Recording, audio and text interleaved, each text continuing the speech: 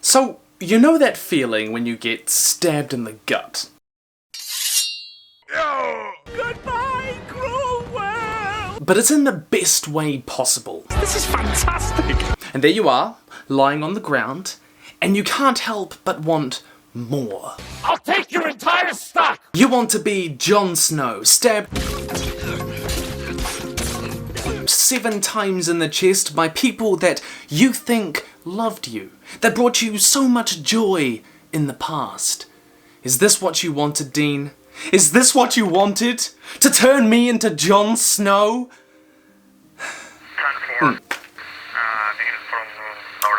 No, that's not possible. No.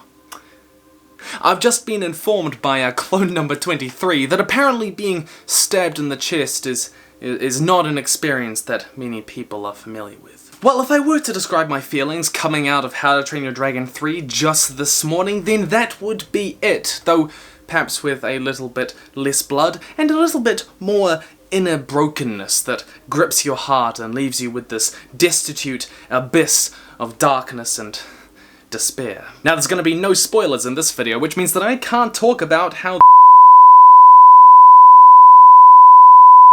creatures. So, to begin with, what really distinguishes this film from the previous two is that it's a lot more Toothless-centric. Toothless makes a lot more of the decisions that drive the story, and he has a lot more scenes which are just him, or Hiccup isn't there. It's about him as a character more so. Toothless makes a lot of crucial decisions in this story, the sort of ones that Hiccup perhaps would have made in previous films. There's even this 5 to 10 minute scene where it's just Hiccup and the Light Fury, and it is genuinely one of the most visually stunning, beautifully animated, with an amazing score, scenes in the entire franchise. Just sitting there in the theatre during this scene, you get this incredible feeling of wonder and awe and weightlessness as they fly. And they did it with a bunch of visual techniques that were really unique and really well chosen. In terms of the characters who stood out in this film, to my surprise, Grimmel the Grizzly, the antagonist in this story, and he is easily the strongest antagonist of the 3 films, with his competition being Drago Bloodfist, otherwise known as Take Over the World, and that's literally my entire character, and the Red Death, who just ate a Gronkle. Grimmel feels like a genuine threat in this story, and Dean did this, the writer and director, by having him outsmart the writers at virtually every turn. There's a connection between Hiccup and Grimmel from the beginning of the story that we never really got with Drago and Hiccup or with the Red Death and Hiccup. I can't say too much without spoiling it, but Grimmel affects Hiccup and Toothless in a way that Drago never really was going to. And I think they did that really well. That plays into the story really nicely. Admittedly, Grimmel isn't an intensely complicated villain. We can't really empathize with him or anything, but that's not really the point of his character. That's not really where the heart of the film lies. No, the heart of the film lies with the relationship, as it always has been, comes back to the relationship between Toothless and Hiccup. What I really loved is that for so long, throughout the entire series, it's been about Toothless and Hiccup learning to trust and grow with one another. It's been about other people learning to trust dragons and grow with them, live with them. But this story, it takes a different route. It's about learning to fly on your own, and we learn a lot about what that means for both Hiccup and Toothless throughout the film, and it creates this bittersweet arc that was really beautifully written. And there were a couple of moments, especially towards the end, where I was definitely close to tears, as you can feel this moment that is inevitably coming, ever approaching. And what was done really well in terms of the writing of this fly on your own arc is that Dean drew on relatable, understandable character conflicts. He drew it away from the fantastical world of the Bewilderbeast and Drago learning to control dragons with his staff. The writer took the hidden world away from the spectacle of the previous 2 films and grounded it in character-driven action. And I think that was definitely the best way to take it. And this is never clearer than in the climax of the film, where the Light Fury, Toothless, and Hiccup all have to make big, personal, critical decisions that affect themselves and others. It's not the big, flashy firefight that we get at the end of the second film, nor did it have the booming orchestral music and the chase in the sky that we get at the end of the first. Instead, it was a smaller scale, but truly resoundingly beautiful climax that encapsulated the emotional weight of the film, with Hiccup and Toothless's character arcs, which is them not just learning to become a chief or a king or alpha, but them maturing in their relationship with one another. It comes down to a truly fundamental form of how much they love one another, how much they are willing to sacrifice for one another. And I can't say more than that. I somewhat expected these side characters, Rough Nut, Tough Nut, Snotlout, Errant and the like, to have more of a place or more of their own arc in the story, but, well, this story really focuses almost entirely on Toothless and Hiccup, which is not surprising, and I don't think that the film really badly suffered for it, but I had always expected to see Snotlout have his kind of moment where he truly became a hero. For the previous two films, he had been this arrogant, obnoxious character who was kind of clumsy half the time. And he stayed that way in this film. I don't think we really got a moment that allowed him to sort of grow out of that. And not even kidding, in this film, this is a tiny, tiny dialogue piece of spoiler, which if you really want to skip and just not get anything, go to this time. Snotlout kinda wants to do Hiccup's mum, and Astrid even jokes about them getting married.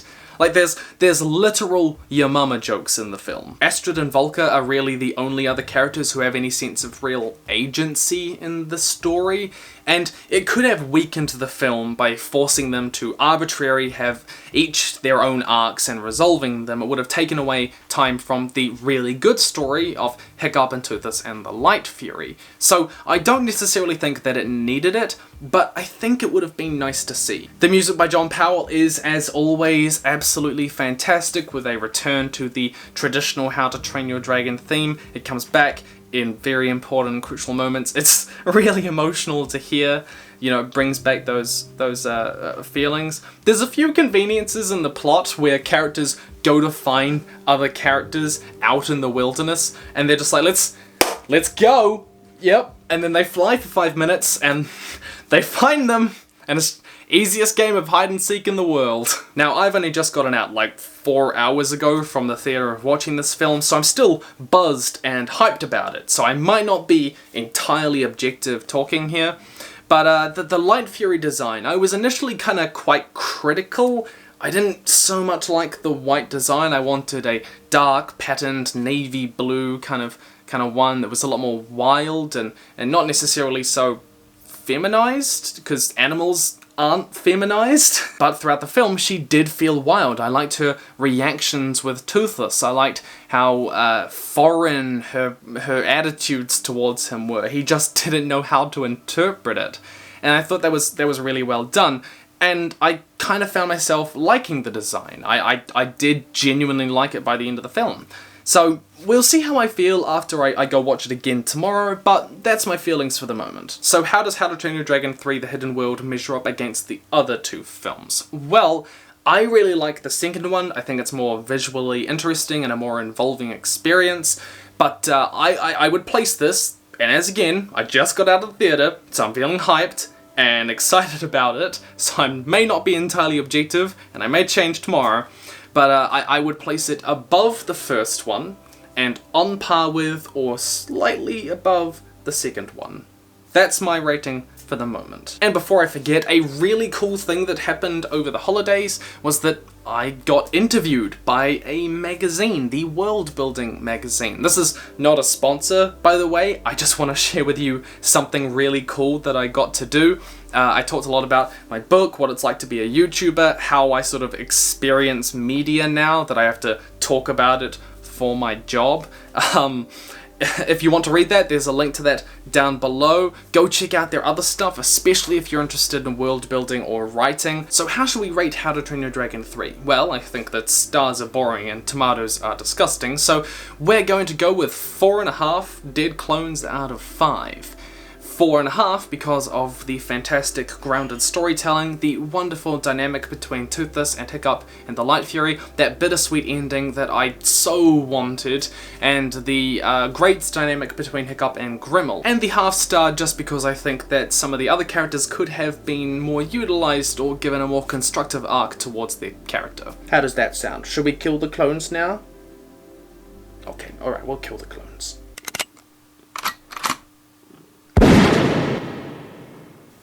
There we go. Music to my ears.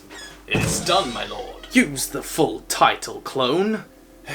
It is done, Supreme Leader, Protector of the Eight Realms, Divine Ruler of the Universe and all of the cosmos, all of creation that is, was, or ever could be, Earl Baron von Countess, the second of Lord of Westchester, 19th of his name, Supreme Leader Mishka. Well, until next time, Mishka and I have a lot planned. We've got this video on the philosophy behind Blade Runner 2049, one of my favourite sci-fi films, full stop, so I'm really looking forward to making that. Otherwise, stay nerdy, and I will see you in the future.